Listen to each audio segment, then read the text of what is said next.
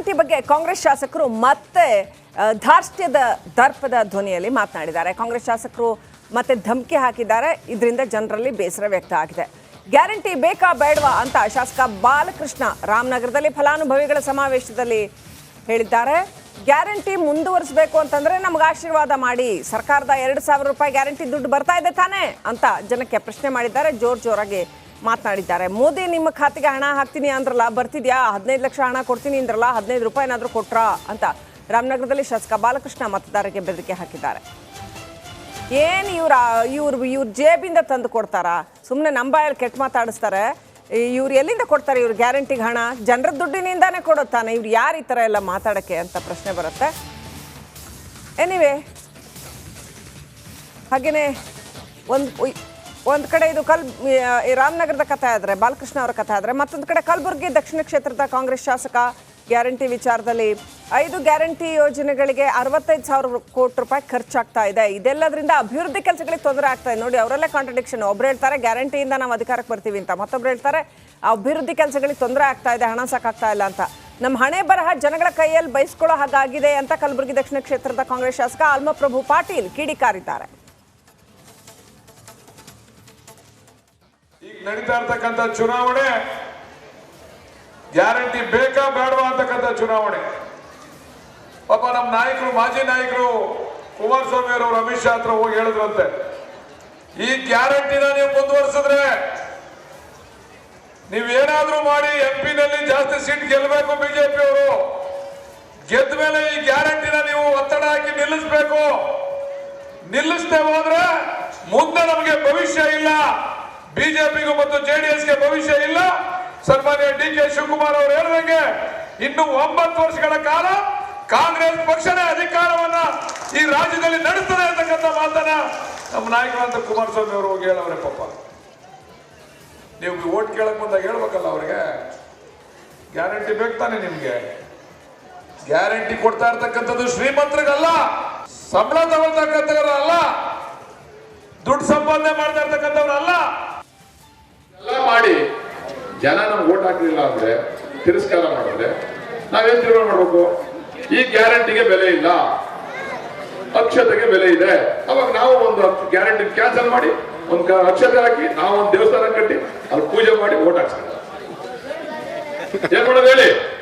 Guarantee ಬೇಕಾ, ಅಕ್ಷತೆ ಬೇಕಾ? ತೀರ್ಮಾನ ಆಗ್ಬೇಕಲ್ಲ. ನಾನು ಮುಖ್ಯಮಂತ್ರಿಗಳಿಗೆ ಹೇಳಿದ್ದೀನಿ, ನೀವು ಮಾಡ್ತಕ್ಕಂಥ ಕಾರ್ಯಕ್ರಮದಿಂದ ಈ ರಾಜ್ಯದಲ್ಲಿ ಜನ ನಮ್ಮ ಪಕ್ಷದ ಲೋಕಸಭಾ ಸದಸ್ಯರನ್ನ ಗೆಲ್ಲಿಸಬೇಕು. ಗೆಲ್ಲಿಸ್ತೇವೆ ಅಂದ್ರೆ ನಿಮ್ ಗ್ಯಾರಂಟಿ ಅವಶ್ಯಕತೆ ಇಲ್ಲ ಜನಕ್ಕೆ ಅಂತ ಅರ್ಥ ಆಯ್ತದೆ. ನಿಮ್ ಗ್ಯಾರಂಟಿ ಬೇಕಾಗಿಲ್ಲ ಜನಕ್ಕೆ, ಗ್ಯಾರಂಟಿ ಅವಶ್ಯಕತೆ ಇಲ್ಲ.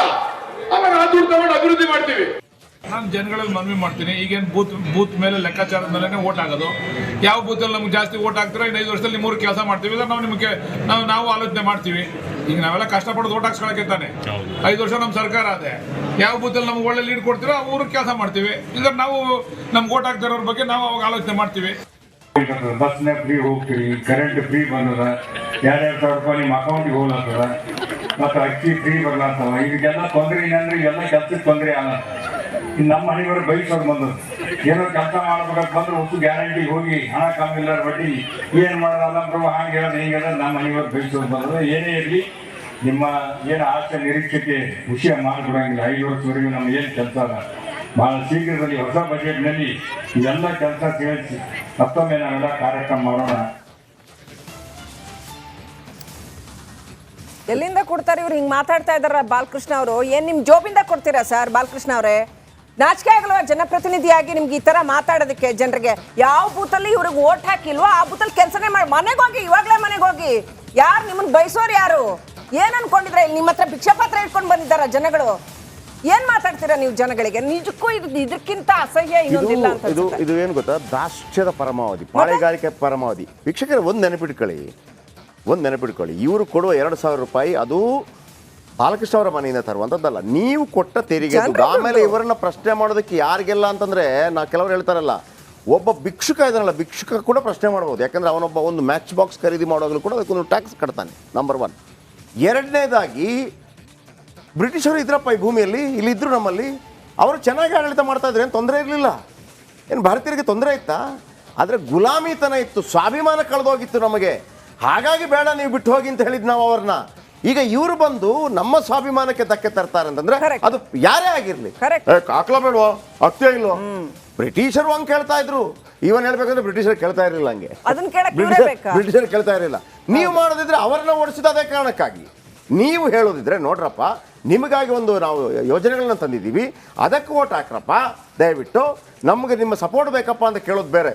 ಒಂದು ತೊಟ್ಟು ಸಾಸಿವೆ ಕಾಳಷ್ಟು ಹಂಬಲ್ನೆಸ್ ಇಲ್ಲ. ಜನಪ್ರತಿನಿಧಿಯಾಗಿ ಜನಗಳೆದ್ರು ಮಾತನಾಡುವಾಗ ಒಂದು ಹಂಬಲ್ನೆಸ್, ಒಂದು ವಿನಯ ಅನ್ನೋದು ಬೇಕಲ್ವಾ? ನಾವು ಜನರ ದುಡ್ಡಲ್ಲಿ ಇವರು ಶಾಸಕರುಗಳು ಸಂಬಳ ತಗೊಳ್ಳೋದಿಲ್ವಾ? ಜನರ ದುಡ್ಡಲ್ಲಿ 108 ಲಾಭಗಳನ್ನು ತಗೊಳ್ಳೋದಿಲ್ವಾ ಇವರು? ಜನರ ಎದುರುಗಡೆ ಹೆಂಗ್ ಮಾತಾಡ್ಬೇಕು? ನಿಜಕ್ಕೂ ಹಾರಿಬಲ್ ಅಂತ ಅನ್ಸುತ್ತೆ. ಓಕೆ, ಮತ್ತೊಂದು ಕಡೆ ಅಲ್ಲಂ ಪ್ರಭು ಪಾಟೀಲ್ ಅವರು 68,000 ಕೋಟಿಯಿಂದಾಗಿ ಅಭಿವೃದ್ಧಿ ಕಾರ್ಯಗಳಾಗ್ತಾ ಇಲ್ಲ ಅಂತ. ಅಫ್ಕೋರ್ಸ್ ಆಗ್ತಾ ಇಲ್ಲ.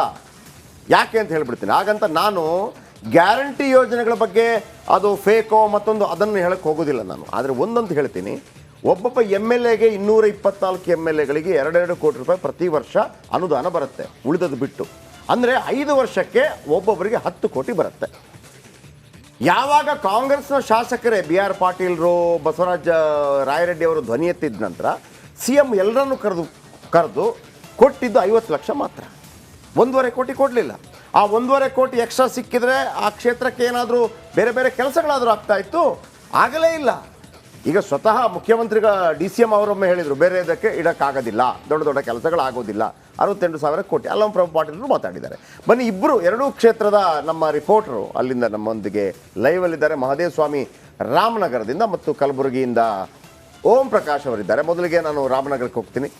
ಮಹದೇವ ಸ್ವಾಮಿ ಅವರೇ, ಪದೇ ಪದೇ ಈ ರಾಮನಗರದವ್ರಿಗೆ ಆಗಿದ್ರೆ ಸ್ವಾಭಿಮಾನ ಅನ್ನೋದಿಲ್ವಾ?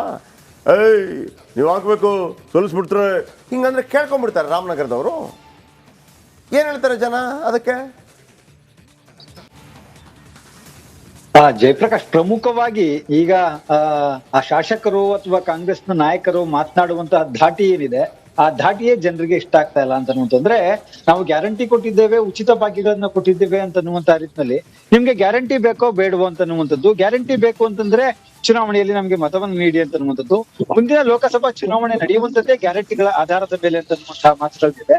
ಇದು ಸಾಕಷ್ಟು ಜನರ ಸ್ವಾಭಿಮಾನವನ್ನ ಖಂಡಿತವಾಗಿಯೂ ಪ್ರಶ್ನೆ ಮಾಡಿದೆ. ಯಾಕಂದ್ರೆ ಅವರು ಕೊಡುವಂತಹ ಒಂದು ಗ್ಯಾರಂಟಿ ಯೋಜನೆಗಳ ಹಣ ಏನಿದೆ ಅದು ಜನರ ತೆರಿಗೆಯಿಂದೇ ಆಗಿರ್ತಕ್ಕಂಥ ಹಿನ್ನೆಲೆಯಲ್ಲಿ ಆ ಒಂದು ವಿಚಾರವನ್ನ ಜನರಿಗೆ ಮನದಟ್ಟು ಮಾಡಿಕೊಡ್ಬೇಕಾದಂತಹ ಪರಿಸ್ಥಿತಿ ಅಂದ್ರೆ ಅನ್ಯ ಪಕ್ಷಗಳಿಗೆ ಎದುರಾದಂತಹ ರೀತಿ ಕಾಣಿಸ್ತಾ ಇದೆ. ಯಾಕಂದ್ರೆ ಅವರ ಧಮಕಿಯಾದಂತಹ ಮಾತುಗಳು, ಯಾಕಂದ್ರೆ ಜನರು ಏನ್ ದಡ್ರಲ್ಲ. ಈಗ ಅವ್ರು ಯಾವ ಧಾಟಿಯಲ್ಲಿ ಮಾತಾಡ್ತಾರೆ, ಯಾವ ಏರದನಿಯಲ್ಲಿ ಮಾತಾಡ್ತಾರೆ ಅಂತ ಅನ್ನುವಂಥದ್ದೆಲ್ಲವನ್ನೂ ಕೂಡ ಗಮನಿಸ್ತಾರೆ. ಯಾಕಂದ್ರೆ ನಾವು ಗ್ಯಾರಂಟಿ ಯೋಜನೆಗಳನ್ನ ಕೊಟ್ಟಿದ್ವಿ, ನೀವು ಓಟ್ ಹಾಕ್ಲಿಲ್ಲ ಅಂದ್ರೆ ಗ್ಯಾರಂಟಿ ಯೋಜನೆಗಳ ಕೆಲಸನ ಗ್ಯಾರಂಟಿಗಳನ್ನೆಲ್ಲವನ್ನೂ ಕೂಡ ಕ್ಯಾನ್ಸಲ್ ಮಾಡ್ತೇವೆ. ಜೊತೆಗೆ ಯೋಜನೆಗಳನ್ನ ತರುವಂತಹ ನಿಟ್ಟಿನಲ್ಲಿ ಯಾವ್ಯಾವ ಮಟ್ಟದಲ್ಲಿ ನಮ್ಗೆ ಹೆಚ್ಚಿನ ಮತಗಳು ಬಂದಿದೆಯೋ ಅಲ್ಲಿಗೆ ನಾವು ಹೆಚ್ಚಿನ ಯೋಜನೆಗಳನ್ನ ತರ್ತೇವೆ, ಹೆಚ್ಚಿನ ಅಭಿವೃದ್ಧಿಯನ್ನ ಮಾಡ್ತೇವೆ ಅನ್ನುವಂತ ಮಾತುಗಳೇನಿದೆ, ಇದು ಇಡೀ ರಾಮನಗರದ ಜಿಲ್ಲೆಯ ಜನತೆಯ ಸ್ವಾಭಿಮಾನದ ಪ್ರಶ್ನೆ ಆಗಿದೆ. ಯಾಕಂದ್ರೆ ನಾವು ಕ್ಯಾನ್ಸಲ್ ಮಾಡ್ತೇವೆ ಅಂತಂದ್ರೆ ಕ್ಯಾನ್ಸಲ್ ಮಾಡ್ಲಿಕ್ಕೆ ಇವ್ರು ಯಾರು ಅಂತ ಅಲ್ಲಿ ಯಾವ್ಯಾವ ಬೂತ್ ಅಲ್ಲಿ ಸ್ಪೆಸಿಫಿಕ್ ಆಗಿ ಹೇಳಿದ್ದಾರೆ, ಯಾವ್ಯಾವ ಬೂತ್ ಅಲ್ಲಿ ವೋಟ್ ಹಾಕಿಲ್ಲ ನೋಡಿ, ಆಯಾ ಬೂತ್ ಕೆಲಸ ಮಾಡಲ್ಲ ಅಂತ. ಅಪರಾಧ ಅಲ್ವಾ ಇದು? ಲಾ ಪ್ರಕಾರ ಅವರು ಒಂದ್ಸರಿ ಎಲೆಕ್ಟ್ ಆದ್ರೆ, ಯಾವುದೇ ವ್ಯಕ್ತಿ ಒಂದ್ಸರಿ ಎಲೆಕ್ಟ್ ಆದ್ರೆ ಯಾರು ವೋಟ್ ಹಾಕಿದ್ದಾರೆ ವೋಟ್ ಹಾಕಿಲ್ಲ ನೋಡದೆ ಪ್ರತಿಯೊಬ್ಬರಿಗೂ ಕೆಲಸ ಮಾಡ್ಬೇಕಾಗಿರೋದು ಅವ್ರ ಡ್ಯೂಟಿ. ಯಾವುದೇ ಸರ್ಕಾರ ಆಗ್ಲಿ ಅವ್ರಿಗೆ ವೋಟ್ ಹಾಕಿಲ್ದೇ ಇರೋರ್ಗೂ ಅವ್ರು ಕೆಲಸ ಮಾಡ್ಬೇಕಾಗಿರೋದು ಪ್ರಜಾಪ್ರಭುತ್ವದಲ್ಲಿ ಅವ್ರ ಕರ್ತವ್ಯ ಆಗುತ್ತೆ. ಅದು ಬಿಟ್ಬಿಟ್ಟು ಯಾವ್ಯಾವ ಬೂತ್ ಅಲ್ಲಿ ವೋಟ್ ಹಾಕಿದಿಲ್ಲ ಅಂತ ನೋಡ್ಕೊಂಡು ಅಲ್ಲಿ ಕೆಲಸ ಮಾಡಲ್ಲ ಅಂತ ನೋಡ್ಕೋತೀವಿ ಅಂತ ಧಮಕಿ ಹಾಕ್ತಾರಲ್ಲ, ಇದಕ್ಕೆ ಜನ ಏನ್ ಹೇಳ್ತಾರೆ ರಾಮನಗರದಲ್ಲಿ? ಹೇಗೆ ರಿಯಾಕ್ಟ್ ಮಾಡ್ತಾರೆ? ಹೌದು ಶ್ರೀಲಕ್ಷ್ಮಿ, ಯಾಕಂದ್ರೆ ಇದೇ ವಿಚಾರವನ್ನ ಜನರು ಕೂಡ ಪ್ರಶ್ನೆ ಮಾಡ್ತಾ ಇರುವಂತದ್ದು. ಯಾಕಂದ್ರೆ ನೀವು ಕೇವಲ ವೋಟ್ ಹಾಕಿದವ್ರಿಗೆ ಮಾತ್ರ ಶಾಸಕರಲ್ಲ, ಇಡೀ ಕ್ಷೇತ್ರಕ್ಕೆ ಶಾಸಕರು. ಇಡೀ ಕ್ಷೇತ್ರದ ಜವಾಬ್ದಾರಿ ನಿಮ್ ಮೇಲೆ ಇರುತ್ತೆ. ಇಡೀ ಕ್ಷೇತ್ರವನ್ನ ಅಭಿವೃದ್ಧಿ ಮಾಡುವಂತಹ ಜವಾಬ್ದಾರಿ ಒಬ್ಬ ಶಾಸಕನ ಮೇಲೆ ಇರುತ್ತೆ. ಅಲ್ಲಿ ವೋಟ್ ಹಾಕಿಲ್ಲ ಅಂತ ಹೇಳಿ ಅಲ್ಲಿಗೆ ಅಭಿವೃದ್ಧಿ ಮಾಡದೇ ಇರುವಂತದ್ದು ಇದು ದ್ವೇಷದ ರಾಜಕಾರಣ ಆಗುತ್ತೆ. ಆ ಒಂದು ವಿಚಾರಕ್ಕೆ ಜನ ಈಗ ಬಾಲಕೃಷ್ಣ ಅವ್ರನ್ನ ಸಾಕಷ್ಟು ವಿರೋಧವನ್ನು ಕೂಡ ವ್ಯಕ್ತಪಡ್ತಾ ಇದೆ ಅವರ ವಿರುದ್ಧವಾಗಿ. ಅವರ ಮಾತಾಡ್ಬೇಕಾದ್ರೆ ಸ್ವಲ್ಪ ಯೋಚನೆ ಮಾಡಿ ಮಾತನಾಡ್ಬೇಕು. ಯಾಕಂದ್ರೆ ಅವರು ಈ ಇಡೀ ಕ್ಷೇತ್ರವನ್ನ ಪ್ರತಿನಿಧಿಸುವಂತಹ ಒಬ್ಬ ನಾಯಕ. ಏನಾದ್ರೂ ಸಮಸ್ಯೆ ಆದಂತಹ ಸಂದರ್ಭದಲ್ಲಿ ಕ್ಷೇತ್ರದ ಜನತೆ ಹೋಗ್ಬೇಕಾಗಿರುವಂತದ್ದು ಅಲ್ಲಿನ ಸ್ಥಳೀಯ ಶಾಸಕರ ಹತ್ರನೇ. ಹಾಗಾಗಿ ಎಲ್ಲೆಲ್ಲಿ ಓಟ್ಗಳನ್ನ ಹಾಕಿದ್ದೇವೆ ಅಲ್ಲಿ ಮಾತ್ರ ಅಭಿವೃದ್ಧಿ ಮಾಡ್ತೇವೆ ಅನ್ನುವಂತಹ ಮಾತು ಸರಿಯಲ್ಲ ಅಂತ ಅನ್ನುವಂಥದ್ದು ಜನರ ಈ ಹಿಂದೆ ಹೇಳಿದಂತ ಒಂದು ಹೇಳಿಕೆ, ವಾರ್ಡ್ ವಿಚಾರವಾಗಿ ಹೇಳಿದಂತ ಹೇಳಿಕೆ, ಆಮೇಲೆ ಅದರ ಹಿಂದೆ ಮೊನ್ನೆ ಜನವರಿಯಲ್ಲಿ ಹೇಳಿದಂಥ ಹೇಳಿಕೆ, ಈ 3 ಹೇಳಿಕೆಗಳನ್ನು ಗಮನಿಸಿದಿರಿ. ಆದರೆ ಒಂದು ವೀಕ್ಷಕರು ನೆನಪಿಟ್ಕೋಬೇಕು, ಮತ ಹಾಕುವವ್ರು ನೆನಪಿಟ್ಕೋಬೇಕು, ಇದು ಜೀತ ಪದ್ಧತಿ ಅಲ್ಲ. ಕರೆಕ್ಟ್. ಇದು ಜೀತ ಪದ್ಧತಿ ಅಲ್ಲ. ಜೀತ ಪದ್ಧತಿ ಅಂತ ಇತ್ತು ನಮ್ಮಲ್ಲಿ. ಹೆಂಗೆ ಅಂತಂದರೆ ಅವನಿಗೆ ಊಟ ಕೊಡ್ತಾ ಇಲ್ವಾ, ಕೆಲಸ ಮಾಡಬೇಕು ಅಂತ. ಜೀತ ಪದ್ಧತಿಯನ್ನು ಅದನ್ನು ಅನಿಷ್ಟ ಪದ್ಧತಿ ಅಂತೇಳಿ ಹೊಸಕ್ಕೆ ಹಾಕಲಾಗಿದೆ. ಹಾಗೇನೆ ಈ ಥರ ದಾಷ್ಟ್ಯ ತೋರಿಸೋದಿದೆಯಲ್ಲ, ಇದು ಕೂಡ ಜೀತ ಪದ್ಧತಿಯೇ. ರಾಮನಗರದ ಜನ ಯಾವುದೇ ಪಾರ್ಟಿ ಆಗಿರಲಿ ಸರ್, ಯಾವುದೇ ಪಾರ್ಟಿ ಆಗಿರಲಿ, ನಿಮ್ಮನ್ನು ಜೀತ ಥರ ನೋಡ್ತಾ ಇದ್ರೆ ಅಂಥವ್ರಿಗೆ ನೀವು ಯಾವುದೇ ರೀತಿಯ ಅವಕಾಶಗಳನ್ನು ಕೊಡಬಾರ್ದು, ನಿಮ್ಮನ್ನು ಆಳುವಂಥ ಅವಕಾಶವನ್ನು ಕೊಡಬಾರ್ದು. ಅದನ್ನು ರಾಮನಗರದ ಜನ ನೆನಪಿಟ್ಕೊಳ್ಳಿ ಅಷ್ಟೇ. ಇನ್ನೊಂದು ಕಡೆ ಕಲಬುರಗಿಯಲ್ಲಿ ಅಲ್ಲಂಪ್ರಭು ಪಾಟೀಲ್ ಮಾತಾಡೋದ್ರ ಬಗ್ಗೆ ಹೇಳಿದರು. ಈ ಹೇಳಿಕೆ ಅಂದರೆ ಒಂದು ಕಡೆ ಕಾಂಗ್ರೆಸ್ ಹೇಳುತ್ತೆ ನಾವು ಎಲ್ಲ ಅದ್ಭುತವಾಗಿ ಮಾಡ್ತಾ ಇದ್ದೀವಿ ಅಂತೇಳಿ, ಮತ್ತೊಮ್ಮೆ ಅವರದೇ ಶಾಸಕರು ಹೇಳ್ತಾ ಇದ್ದಾರೆ ನಮ್ಮಲ್ಲಿ ದುಡ್ಡಿಲ್ಲ, ಪ್ರಗತಿಗೆ ದುಡ್ಡಿಲ್ಲ, ಅಭಿವೃದ್ಧಿ ಕಾರ್ಯಗಳಿಗೆ ದುಡ್ಡಿಲ್ಲ. ಆಯ್ತು, ಓಕೆಪ್ಪ. ಈಗೂ 5 ಗ್ಯಾರಂಟಿ, ನಾನು ಮೊನ್ನೆಯಿಂದ ಹೇಳ್ತಾ ಇದ್ದೀನಿ, 2 ಗ್ಯಾರಂಟಿಗಳು ಬಿಟ್ಟರೆ ಉಳಿದ 3 ಗ್ಯಾರಂಟಿಗಳು ಜನರನ್ನು ಇನ್ನೂ ತಲುಪಿಲ್ಲ. 5 kg ಅಕ್ಕಿ ಮಾತ್ರ ಬರ್ತಾ ಇದೆ, ದುಡ್ಡು ಇನ್ನೂ ಹೋಗಿಲ್ಲ. ಗೃಹಲಕ್ಷ್ಮಿದು 1 ತಿಂಗಳದು ಮಾತ್ರ ಬಂತು, ಮತ್ತೆ ಬರಲಿಲ್ಲ. ಯುವ ನಿಧಿ ಎಲ್ಲಿಗೆ ಬಂದಿದೆ ಗೊತ್ತಿಲ್ಲ. ಆದರೆ 2 ಫ್ರೀ ಬಸ್ಸು ಮತ್ತು ಫ್ರೀ ಕರೆಂಟು ಅದು ತಲುಪಿದೆ ಜನರಿಗೆ, ಅದರಲ್ಲಿ 2 ಮಾತಿಲ್ಲ. ಈಗ ಅದಕ್ಕಿಡುವಂಥ 62,000 ಕೋಟಿ ಇದೆಯಲ್ಲ, ಅದಕ್ಕಾಗಿ ಅಭಿವೃದ್ಧಿ ಕಾರ್ಯಗಳಿಲ್ಲ ಅಂತ ಹೇಳ್ತಾ ಇದ್ದಾರೆ. ಜನರಿಂದ ಯಾವ ರೀತಿ ಪ್ರತಿಕ್ರಿಯೆ ವ್ಯಕ್ತವಾಯ್ತು? ಅದಕ್ಕೆ ರಾಜಕೀಯವಾಗಿ ಏನು ಕ್ರಿಯೆ ಪ್ರತಿಕ್ರಿಯೆ ವ್ಯಕ್ತವಾಗ್ತಾ ಇದೆ ಅಲ್ಲಿ? ಓಂ ಪ್ರಕಾಶ್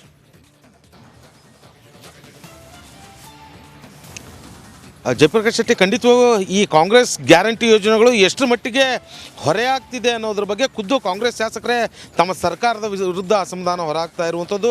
ಕಲಬುರಗಿಯಲ್ಲಿ ನಿನ್ನೆ ರಾತ್ರಿ ಅಂದರೆ ಮಹಾಲಕ್ಷ್ಮಿ ಲೇಔಟ್ ಮತ್ತು ಜಾಧವ್ ಲೇಔಟ್ನ ಕೆಲವೊಂದಷ್ಟು ಸಮಸ್ಯೆಗಳ ಬಗ್ಗೆ ಖುದ್ದು ಕಲಬುರಗಿ ದಕ್ಷಿಣ ಕ್ಷೇತ್ರದ ಕೈ ಶಾಸಕರಾದಂಥ ಅಲ್ಲಂಪ್ರಭು ಪಾಟೀಲ್ ಆ ಒಂದು ಕಾರ್ಯಕ್ರಮದಲ್ಲಿ ಭಾಗಿಯಾಗಿದ್ದರು. ಅಲ್ಲಿನ ಜನರು ಒಂದಷ್ಟು ಸಮಸ್ಯೆಗಳನ್ನು ಪಟ್ಟಿ ಮಾಡಿ ಆ ಶಾಸಕರಿಗೆ ನೀಡಿರುವಂಥದ್ದು. ಆಗ ಖುದ್ದು ಶಾಸಕ ಅಲ್ಲಂಪ್ರಭು ಪಾಟೀಲ್ ಅವರೇ ಈ ಒಂದು ಅಭಿವೃದ್ಧಿ ಕೆಲಸಗಳಿಗೆ ಮಾಡೋಕ್ಕೆ ಆಗ್ತಾ ಇಲ್ಲ, ಅಂದರೆ ಚುನಾವಣೆ ಪೂರ್ವದ ಸಂದರ್ಭದಲ್ಲಿ ನಾವೆಲ್ಲರೂ ಹಂಗೆ ಮಾಡ್ತೀವಿ ಹಿಂಗೆ ಮಾಡ್ತೀವಿ ಅಂತೇಳಿ ಸಾಕಷ್ಟು ಭರವಸೆಗಳನ್ನು ಕೊಡ್ತೀವಿ, ಅಭಿವೃದ್ಧಿ ಕೆಲಸಗಳನ್ನು ಮಾಡ್ತೀವಿ ಅಂತೇಳಿ ಎಲ್ಲ ಹೇಳಿರ್ತೀವಿ. ಅದಾದಮೇಲೆ ಆಯ್ಕೆಯಾಗಿ ಬಂದಿದ್ದೀವಿ. ಆದರೆ ಸದ್ಯ ಗ್ಯಾರಂಟಿ ಯೋಜನೆಗಳಿಗೆ ಏನು 65,000 ಕೋಟಿ ಹಣವನ್ನು ಸರ್ಕಾರ ಖರ್ಚು ಮಾಡ್ತಾ ಇದೆ. ಹಾಗಾಗಿ ನಮಗೆ ಅಭಿವೃದ್ಧಿ ಕೆಲಸಗಳಿಗೆ ಹಣ ಸಿಗ್ತಿಲ್ಲ ಅನ್ನುವಂಥದ್ದು ನೇರವಾಗಿ ಅಸಮಾಧಾನವನ್ನು ಖುದ್ದು ಸಾರ್ವಜನಿಕರ ಎದುರೇ ಹೊರ ಹಾಕಿರುವಂಥದ್ದು. ಭಾಳ ಪ್ರಮುಖವಾಗಿ ನಿಮಗೆ ಗ್ಯಾರಂಟಿ ಯೋಜನೆಗಳ ಮುಖಾಂತರ ಅಂದರೆ ಬಸ್ ಫ್ರೀ, ಕರೆಂಟ್ ಫ್ರೀ, ಜೊತೆಗೆ ಏನು ಮಹಿಳೆಯರಿಗೆ ದುಡ್ಡನ್ನು ಕೊಡ್ತಾ ಇದ್ದೀವಿ, ಇದರಿಂದ ನಮಗೆ ದುಡ್ಡು ಬರ್ತಾ ಇಲ್ಲ ಅಭಿವೃದ್ಧಿ ಕೆಲಸ ಮಾಡೋದಕ್ಕೆ, ನಿಮ್ಮ ಕೈಯಿಂದ ಬಯಸ್ಕೊಳ್ಳುವಂಥ ಹಣೆ ಬರ ಬಂದಿದೆ ಅನ್ನುವಂಥ ಮಾತನ್ನು ಹೇಳ್ತಾರೆ. ಅಂದರೆ ಜನಗಳಿಗೆ ನಾವು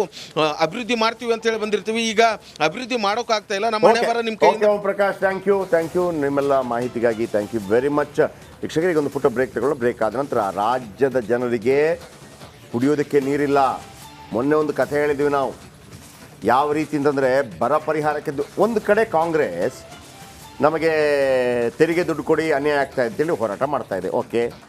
ಇನ್ನೊಂದು ಕಡೆ ನಮ್ಮ ಏನು 17,000 ಕೋಟಿ ರೂಪಾಯಿ ಬರಬೇಕು ಅಂತ ಇಲ್ಲಿ ನೀರಿಲ್ಲ ಸರ್. ಅದೆಲ್ಲಕ್ಕಿಂತ ಮುಂಚೆ ನೀರು ಕೊಟ್ಟು ಜೀವದ ಗ್ಯಾರಂಟಿ ಕೊಟ್ರೆ ಸಾಕು, ಜೀವ ಉಳಿಸ್ಕೊಳ್ಳೋ ಗ್ಯಾರಂಟಿ ಕೊಟ್ರೆ. ಮುಖ್ಯಮಂತ್ರಿಗಳು ತಮ್ಮ ಮನೆ ನವೀಕರಣಕ್ಕಾಗಿ, ಕಾವೇರಿ ನವೀಕರಣಕ್ಕಾಗಿ 9 ಕೋಟಿ ರೂಪಾಯಿ ಖರ್ಚು ಮಾಡ್ತಾ ಇದ್ದಾರೆ.